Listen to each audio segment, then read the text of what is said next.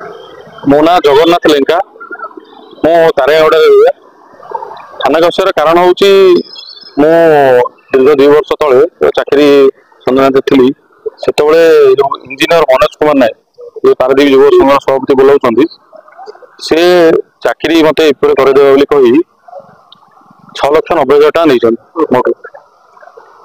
କେତେ ବର୍ଷ ହେଲା? 2 ବର୍ଷ ହେଇଗଲାଣି।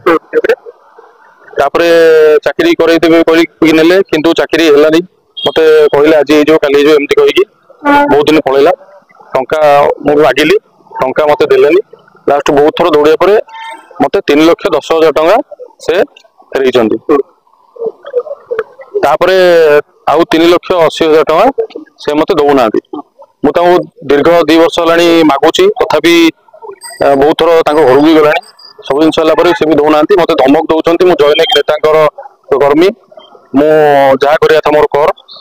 ମତେ ସୋଦାସୋଦି କରୁଛନ୍ତି ଫୋନରେ, ମତେ ଟଙ୍କା ଦଉନାହାନ୍ତି। ଥାନାକୁ ଆସିଲେ କଣ କରିଲେ?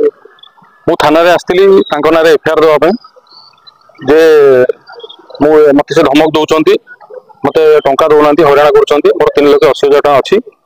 IAC କୁ ଜଣେଇକି FIR ଦେବା ପାଇଁ ଆସିଥିଲି। କଣ କହିଲେ? IAC କହିଲେ ତାର ପଦକ୍ଷେପ ନେବେ, କାଲି ତାଙ୍କୁ ଡାକିବେ, ପଦକ୍ଷେପ ନେବେ।